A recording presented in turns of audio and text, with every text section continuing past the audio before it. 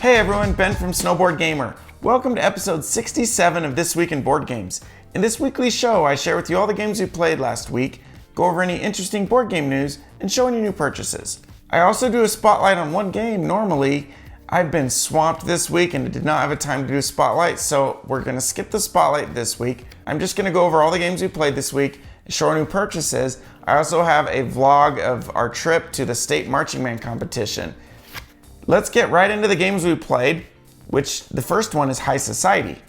Every Tuesday, my company does Taco Tuesdays, and I brought this along this week, and we played it.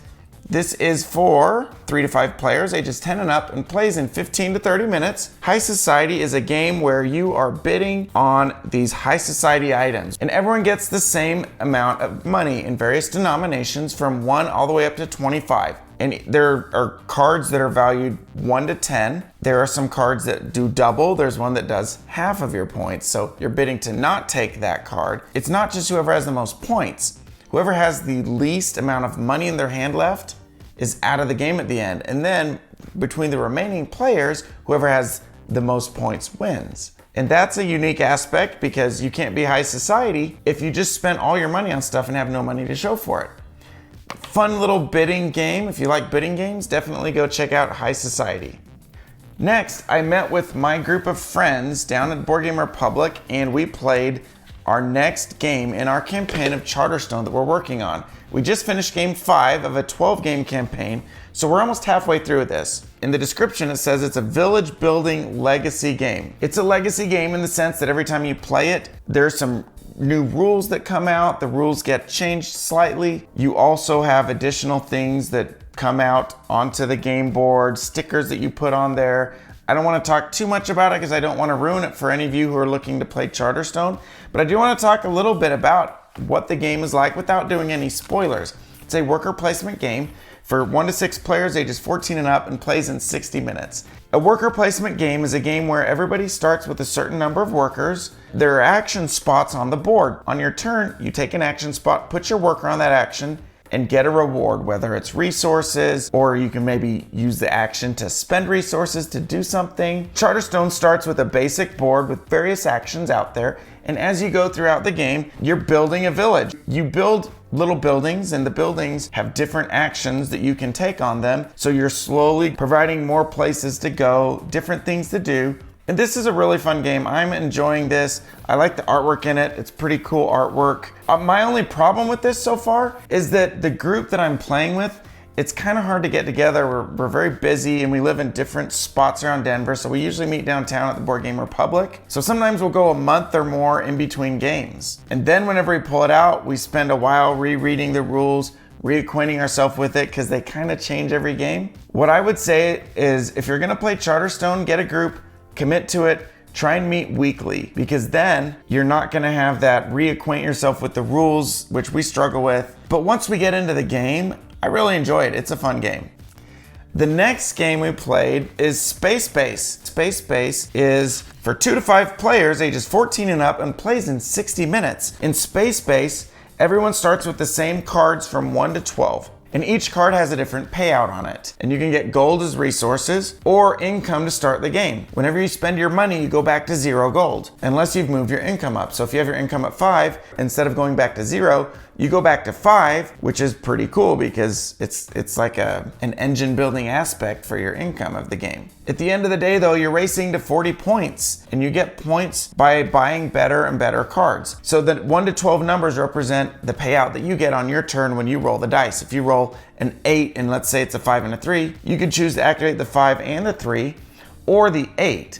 And the higher numbers are generally a better payout, but you only get one of the cards if you activate that number. As you buy cards, you replace the card. So let's say I buy an 8, I take the old 8 and I slide it under the board, and now there's a little red space with maybe some coins or victory points that's revealed, and that's the payout I get on other people's turns when they roll an 8. And so you can choose to stack up 1 or 2 or 3 numbers. You can spread all your cards out to try and get an even spread, so you're always getting something on your turn. There's a lot of different strategies to try, and we really enjoy Space Base. And the last game we played this week, I don't own because my friend Eric owns it. It's called The Godfather's Corleone's Empire. It's for 2 to 5 players ages 14 and up and plays in 60 to 90 minutes. In The Godfather, each person controls their own group of organized crime lords. You're vying over control of different areas in New York City. You go throughout the game getting resources, using those resources, which are usually in the form of guns, blood money, liquor. You use those resources to complete jobs, and then you get paid for those jobs. At the end of the game, whoever has the most money wins. Some of those jobs involve some crazy mafia type things where bodies end up in the Hudson River. Hi there. Yeah. We're playing Godfather, The Godfather, Corleone's Empire. Okay, I'm going to be playing the car bomb with my 3 guns here. I get 2 threes, and I get to gun down all enemy figures in 1 turf. Oh no. Oh no. So I'm going to be doing no. Chelsea. No. So that's this one. No. This one and this one. I'll go into Hudson.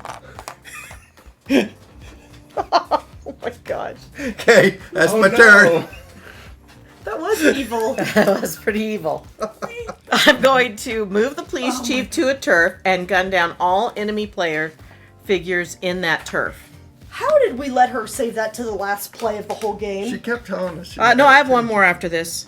Okay. No. No, So- I love it. Yes. 1, 2, Wait, hold on. 3, 4, 5, 6. And that one. No, that's me. Oh yeah, that's right. Enemy players. Enemy, not me. Crap. So that means Okay, let's go into Hudson. I don't really care. Yeah, that gave it to Allison. that gave that.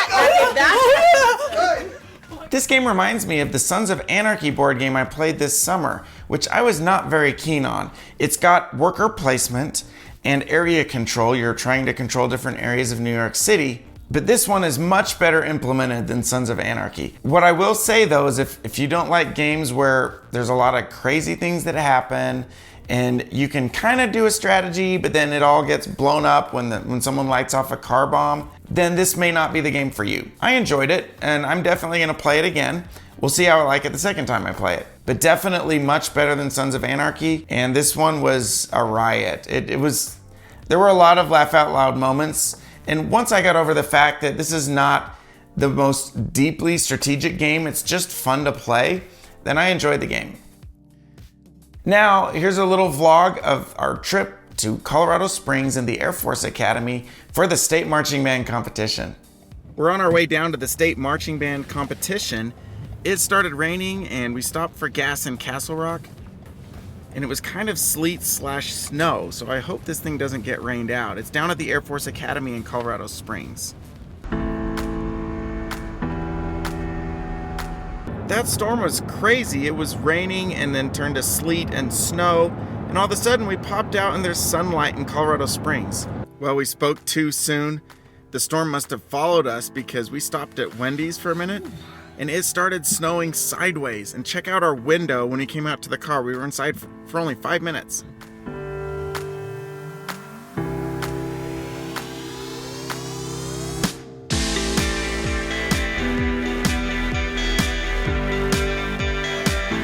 I'm not kidding, 10 minutes later, this storm blew through and it is blue skies and sun, so they have some delays.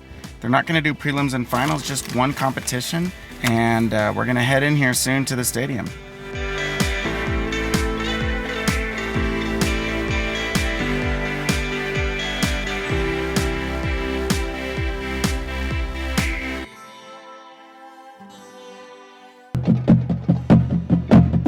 This weather's been crazy today. They're warming up behind me. It just snowed for about 10 minutes while we pushed over to the warm-up area, and now the sun's out again.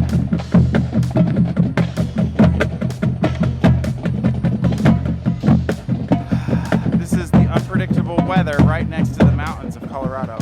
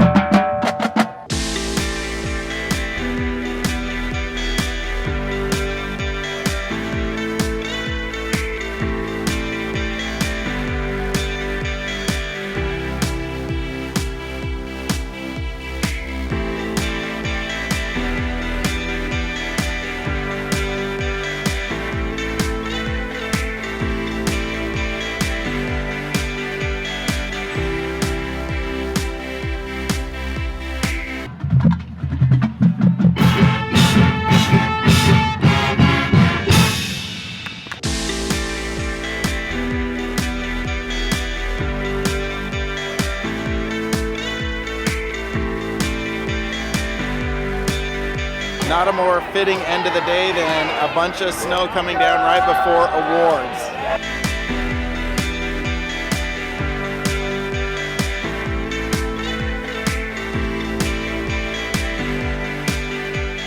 That was a lot of fun. I'm really proud of Travis and Kinsey. They did an awesome job, and their marching band placed 5th at state. Let's get into my new purchases now. Target was running a buy two get one free sale the other week on board games.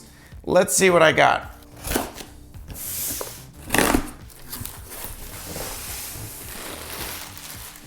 All right, I bought 1 copy of Munchkin Deluxe, and then a 2nd copy of Munchkin Deluxe, and I guess what I got for free?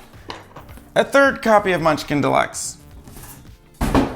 If you follow me on Instagram, you'll know that Munchkin is probably my least favorite game. Why would I want 3 copies of it? I don't know. You'll have to see. I have something planned over the next few weeks for this, so stay tuned for that. That's all I have for this week in board games. Thanks for watching, everyone. If you enjoyed this video, I'd appreciate a thumbs up and sharing it with your friends. Hopefully this gave you some ideas of some games you can play with your friends and family. See you next week. Thanks, everyone. Bye.